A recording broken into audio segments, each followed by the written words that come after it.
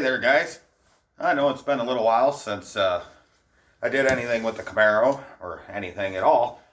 I've actually moved a little while ago, so my garage is a little bit of a mess. I managed to get everything in here. I still got to organize my tools and all that. But I figured we'd go through the steps today of setting up the harness that goes in the car for the cluster. So we'll get to that, get out of here, because it's kind of cold. So let's get to it.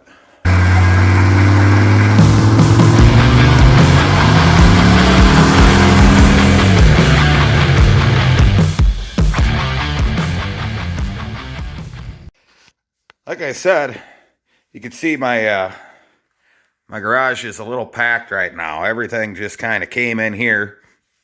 Got everything moved, but since I drive truck, I'm gone for typically a week at a time. So I haven't gotten a whole lot of time to go through this. It's been kind of cold anyway, so just something I don't want to deal with right now. And you see we got the Harley and everything in here, and still got to move some stuff in. But we're going to start with the wiring on the car today. We're not going to mess with this. This is actually the engine control harness for the old TPI, the OBD1. So it's actually separate, comes down through here, goes into the car. So, and probably in the next video that we deal with the wiring, we're going to get that out of there. And of course, all the wiring is on a 350. And we'll have to... The only part of this we'll have to run into the car is where that big plug is, where the cluster is going to come in. Because other than that, the car is still going to control all its own functions. The lights, the HVAC, everything is going to be original 87. Whereas engine control and the cluster, trans control, cruise, all that is going to be controlled with the harness and the computer, the fuse block, everything under the hood out of that Chevy truck. So let's go inside and work on separating the interior harness from everything we don't need to just have what we need for the cluster. Oh, you tired of winter yet? I am. Well, here we go. We got this is the cluster that came out of the inside of the truck.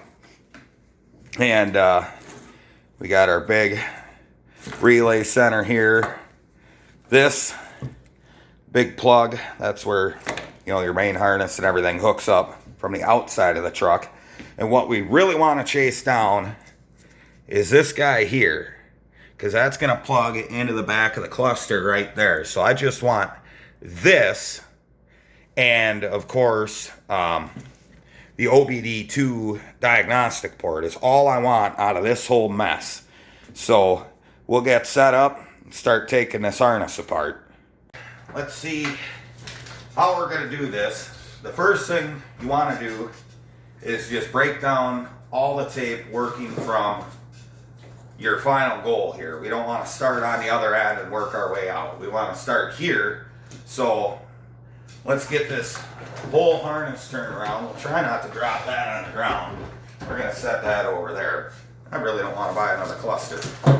So let's just get to work at releasing this. Now, like I said, with me moving, it's hard to find some tools. So to get all this tape off here, you can't find your razor blades. Just go ahead and grab a steak knife, because it all cuts the same.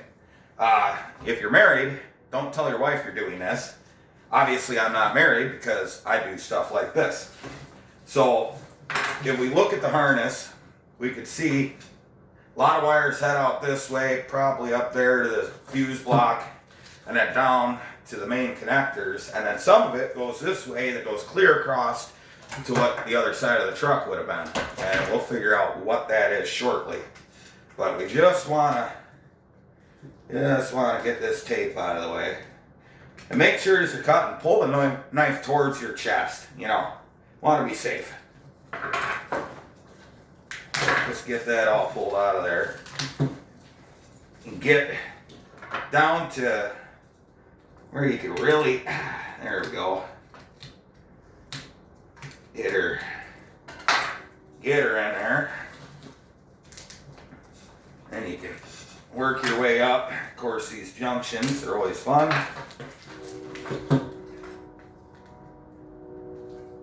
Nope, train's going through. Turns out I'm not deaf after all. Get this. This is some pretty good tape. Considering it's, years old. I'd tell you how many years, but that would involve me counting, and that's just, it's New Year's Day. You can imagine some of us had some adult beverages on New Year's Eve. So we're kind of working with that too. This is a fun adventure for all of us.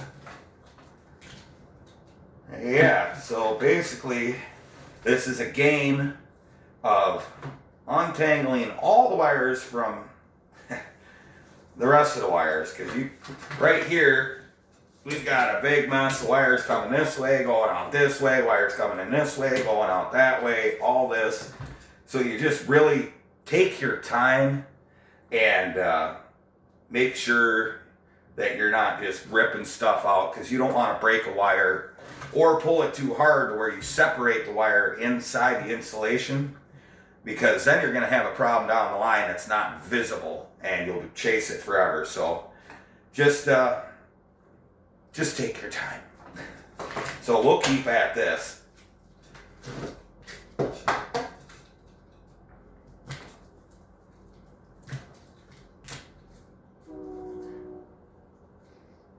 Mind you, when you're cutting through the tape, don't stab it.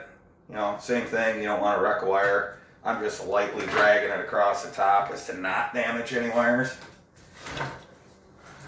So we'll just keep on working our way down.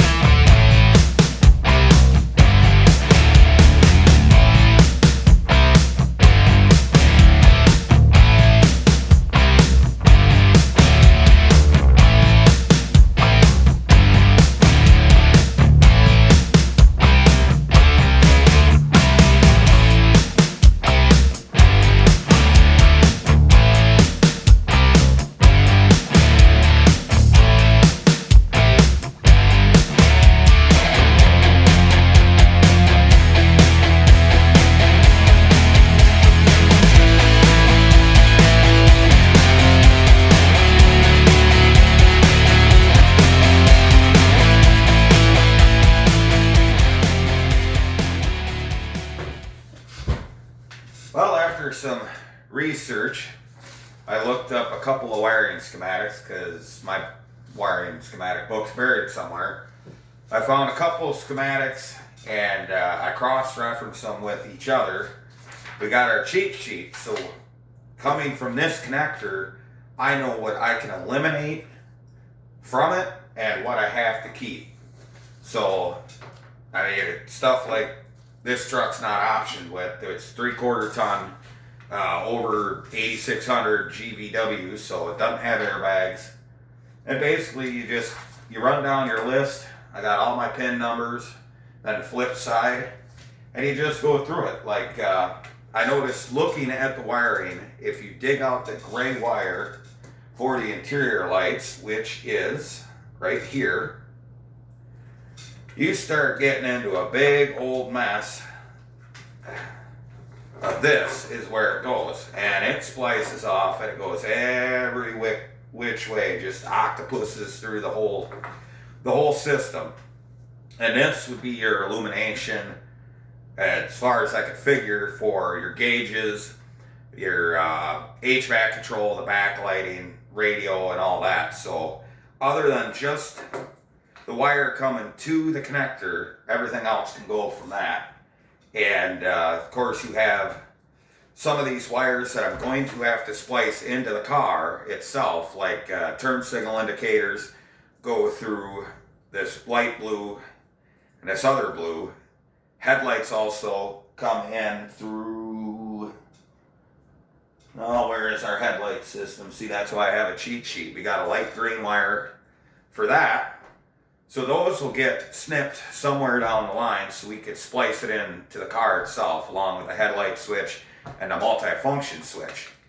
Ones we absolutely have to keep going to the main connector, which is over here, is the black, white, gray, yellow, and white. Those are for my Prindle switch for the 4L80, so I absolutely have to keep those. So basically, you can see we've got a nice big mess on our hands, just a rat's nest of wires. So we'll take a quick break here. I'm going to see if my wire snippers are in my pickup, and we're just going to start trimming this down just like you trim a hedge. We're going to get rid of all the crap. So let's get to it.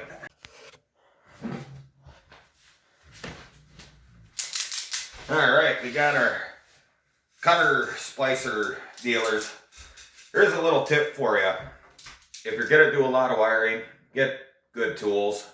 I really like this pair of ice grip strippers, and they have a cutter in them. One other thing you need to know is any combination cutter stripper, they suck at crimping.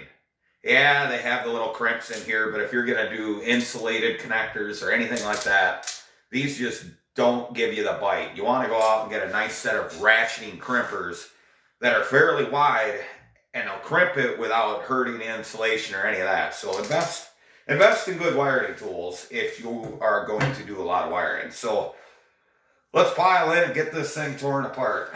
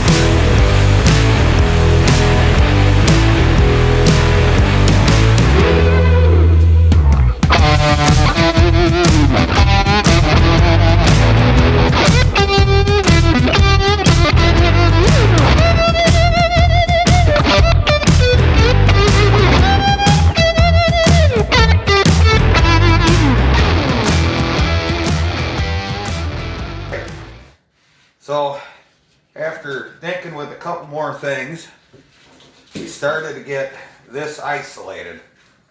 And of course, our data port, we're going to work through that. But right now what I'm doing is I got rid of anything that was unnecessary. So this, I guess you'd call it an accessory block. This would be where your power windows, locks, and all that plug in.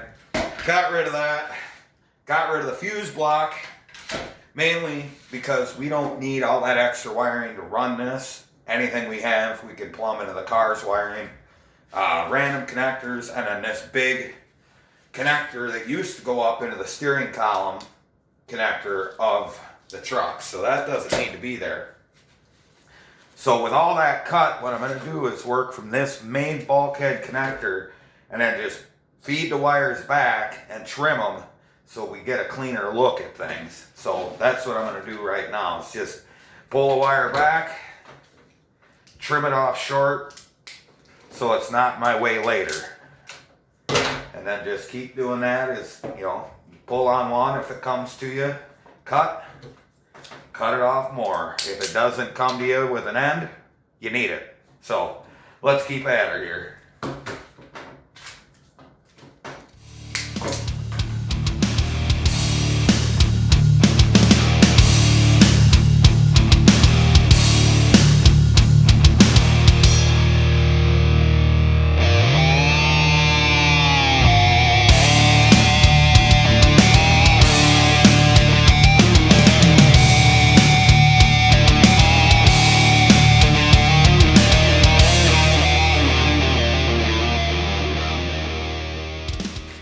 All right, guys, we got our scaled down harness. Obviously right now it still looks like a mess because you got different lengths of wire all going to the same location.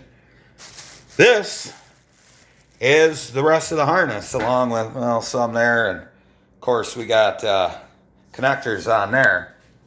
Now what we're gonna do, I'm not gonna leave this like a porcupine with a bunch of wires hanging out, is you go in on the back side of these, and there's usually a little clip in there. If you have a pick or something small to fit down in there, you get that pin and then pull the whole wire and its spade out of there. And that's what I'm going to end up doing. Make this more of a clean install. As you can see, we got our cluster connector now. We have a mess. Got our OBD port, and then of course these connectors go into the engine bay. So also along with this, we have the connector here, and this is what goes to your Prindle switch and all that. Prindle, oil pressure, and I think that's about it. Maybe alternator also. This will go into the engine bay. It went into this connector, into a bulkhead connector on the cab of the truck, so that's why I just cut this, because I'll end up probably putting a grommet in and a weather pack connector or something, just a better system. But this is literally all we need to wire in the cluster into the car, get it so everything from the cluster reads correctly. We'll be able to scan the car and diagnose it because we will have the OBD2 port. And then this, I'll just have to find, I really don't want to cut a hole in the firewall to mount this. I'm going to look at where the original engine control bulkheads through the car, maybe utilize that location. But we're going to clean this up a little bit, maybe get her tidied so it looks a little better. And we'll keep pounding away. All right, we got her cleaned up pretty good. Side that goes around the other side of the motor, cluster,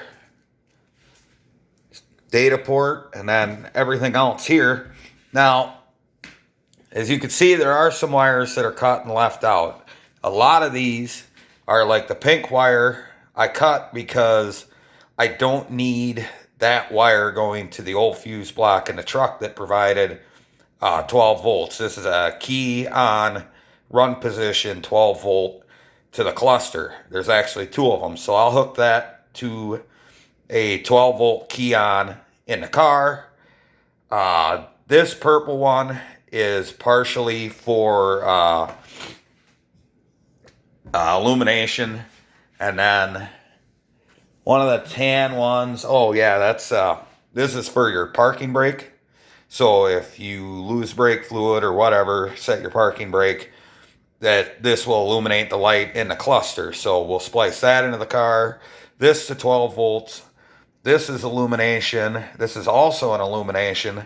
I'm guessing one comes from power of the switch and the other one being off the rheostat, which is your dimmer. And then, of course, we got the feeds for like high beam. We got feeds for turn signals, so everything will work in the cluster. The high beam indicator, turn signal indicators.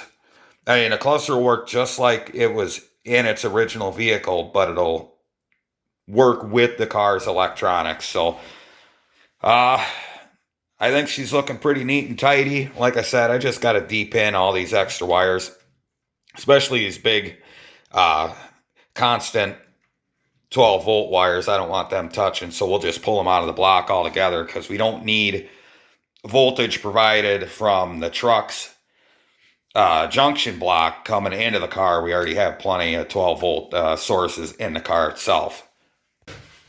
Well, guys, I hope you enjoyed sticking through this. I know it wasn't real exciting, but you know, getting this stuff done is really some of the most important steps when you're doing a swap from one system to another. And it's kind of critical that you take your time and do it. And I just wanted to show you guys just how much you could shave off a harness without having to, some guys just might bundle the whole thing up, leave all the extra stuff in the car, but I kind of want to go for a more clean approach, something that when you see the wiring tucked in there, it's not a rat's nest. I don't want any of that. It makes it easier to diagnose if you ever have an issue with it. And, it's better than just cutting the ends off, running new wires from A to B, because the more you can keep the original wires going to their original location, the easier it's going to be for you in the future, or, the next owner of the vehicle is going to appreciate it a lot more when they have a problem of their own, or they want to do something and swap it themselves. So, thanks for watching. I'll try to get some extra time to actually get those fittings put in a 4L80 to where we can drop the drivetrain in the car, and then we can really work on getting this wiring married to the car, and then we're real close to actually getting the car going. So, thanks for watching. Like, share, subscribe if you can, and stay tuned because we got plenty more to work on. Thanks.